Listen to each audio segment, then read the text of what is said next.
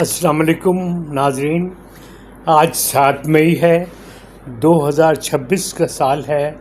مشرق وسطیٰ کی صورتحال ایک انتہائی حساس پر پہنچ چکی ہے، جس میں امن ہونے کا بھی ہے چانس، اور جنگ کا بہت بڑا خطرہ بھی ہے۔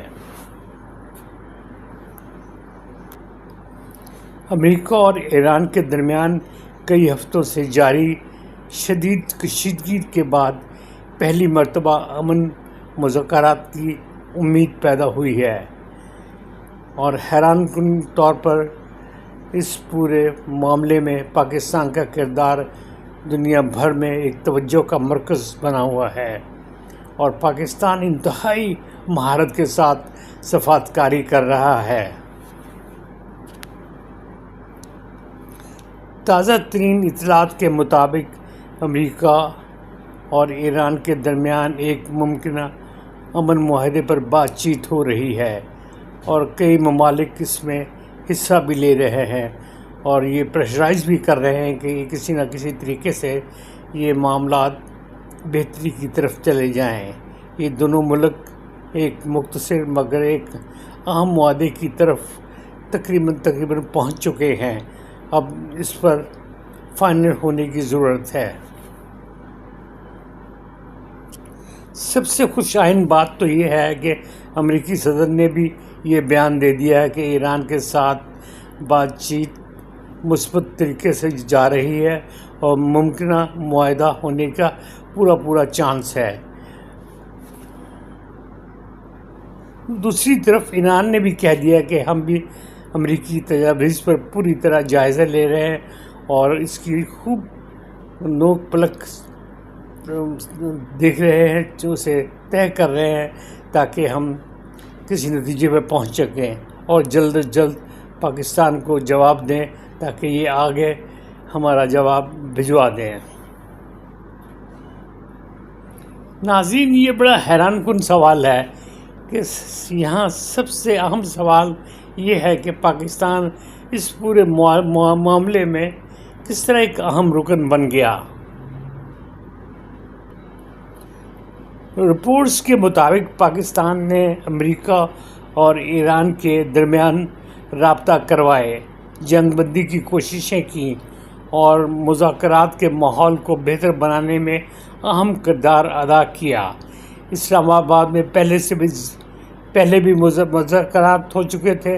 اب بھی خبریں آ رہی ہیں کہ اگلے مرحلے میں شاید پھر پاکستان میں مذاکرات ہوں، اور ایک بہت بڑا میلہ سجے گا۔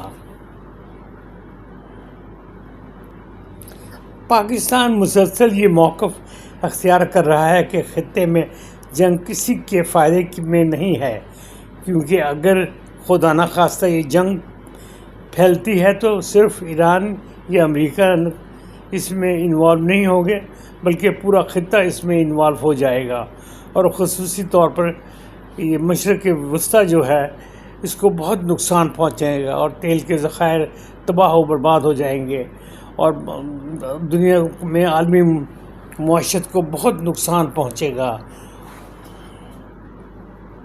بہت اہم مسئلہ آبنائے ہرمز کا مسئلہ ہے۔ انتہائی خطرناک یہ کھیل اختیار کر چکا ہے۔ امریکہ نے ایران پر دباؤ بڑھانے کے لیے بحری کارروائیاں شروع کی تھیں، جبکہ ایران نے بھی آبنائے ہرمز پر اپنی گرفت کو مضبوط کرنے کے لیے اپنی پوری کوششیں شروع کر دیں، اور اپنی جو ان کی بوٹس ہیں وہ ہر وقت اس کی ناکہ بندی پر لگی رہتی ہے۔ دوستو، یہ سوال بہت اہم ہے کہ اگر آبنائے ہرمز بند ہو گئی تو عالمی منڈی میں تیل کی سپلائی بالکل کم ہو جائے گی، اور اس کی قیمتیں آسمان کو چھونے لگیں گی۔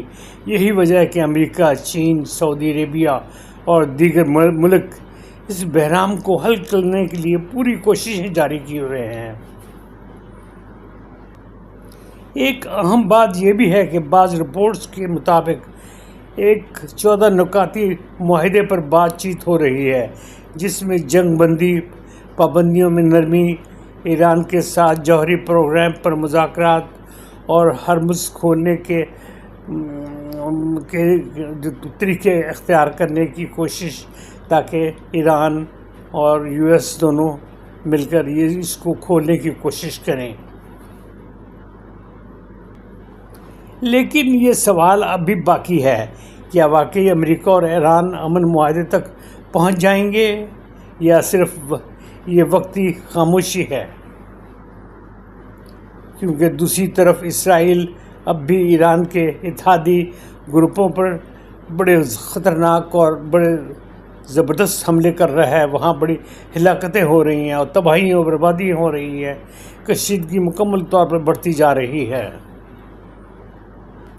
یہ ایک بڑا چبھتا ہوا سوال ہے، کیا اسرائیل اس جو ایران اور امریکہ کے درمیان یہ جو امن معاہدہ ہو رہا ہے، کیا اسے ہونے دے گا؟ آپ اپنی رائے سے ضرور ہمیں نوازیے گا، تاکہ ہمیں بھی کچھ انفارمیشن ملے، آپ کے خیالات کا ہمیں بھی اندازہ ہو۔ ناظرین، اگر مذاکرات کامیاب ہو گئے تو یہ صرف مشرق وسطی کے لیے نہیں بلکہ پوری دنیا کے لیے ایک بہت بڑی خبر ہوگی۔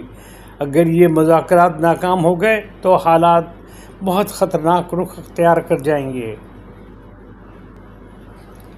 اب دیکھنا یہ ہے کہ آنے والے دنوں میں ایران امریکہ کو کیا جواب دیتا ہے۔ اگر پاکستان اپنی سفارتکاری کی کوششیں جاری رکھتے ہوئے کسی نہ کسی طریقے سے کامیاب ہو جائے تو شاید امن ہمارے قریب آ جائے۔ ناظرین، کیا آپ سمجھتے ہیں کہ امریکہ اور ایران کے درمیان واقعی امن ممکن ہے؟ اپنی رائے کمنٹس میں ضرور دیجیے گا۔ اگر ویڈیو پسند آئے تو اسے لائک کیجیے گا، شیئر کیجیے گا اور چینل کو سبسکرائب کیجیے گا۔ ہمارے ساتھ جڑے رہیے گا تاکہ ہم آپ کو لیٹسٹ نیوز دیتے رہیں، تاکہ آپ باخبر رہیں۔ والسلام، خدا حافظ۔